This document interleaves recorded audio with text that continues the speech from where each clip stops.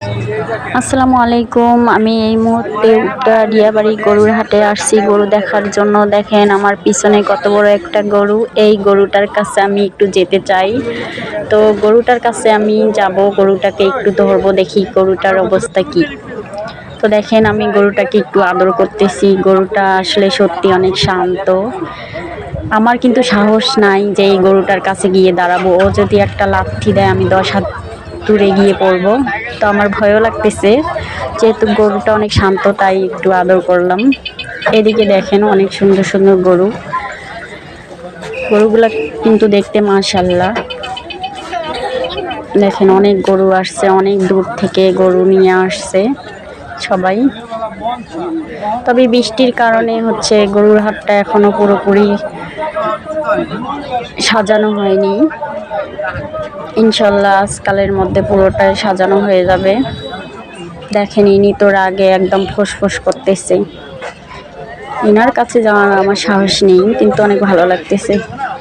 এই দিকে একটা গরু দেখেন অসুস্থ হয়ে পড়ছে কিনা জানি না, উনি শুয়ে পড়ছে। ওনাকে টেনে হিঁচড়ে তোলার চেষ্টা করতেছে, কিন্তু উনি উঠতেছে না। ওনার নাকে পানি ঢালা হচ্ছে। দেখেন উনি উঠে বসছে কিন্তু দাঁড়াইতেছে না।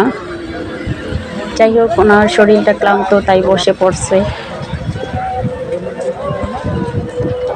তো এইদিকে আমি হাঁটতে হাঁটতে সব গরুগুলো প্রায় দেখা শেষ হয়ে গেল। এখানে অনেক দূর থেকে গরু নিয়ে আসছে। গরুগুলো মাশাআল্লাহ অনেক সুন্দর।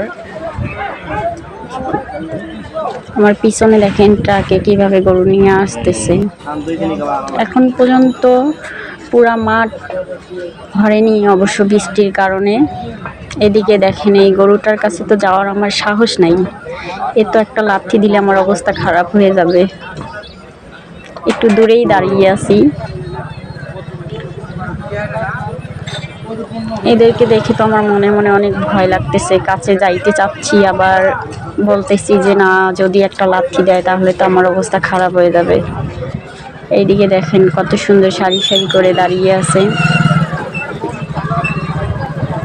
তো আমি পুরোটা হেঁটে হেঁটে দেখলাম। আসলে বৃষ্টির কারণে পরিবেশটা অন্যরকম। এইদিকে কালু মিয়া তো রেগে রেগে আগুন হয়ে গেছে। দেখেন ওর কাছে যাইতে চাইছিলাম, কিন্তু ওর চোখের দিক তাকিয়ে আর সাহস পাইলাম না। প্রচণ্ড রাগে তাকিয়ে আছে। পেলে তো একেবারে লাথি দিয়ে 50 হাত দূরে ফেলে দিবে। তো দেখেন কত সুন্দর গরু। উত্তরার পাশে যারা আছেন সবাই আসবেন।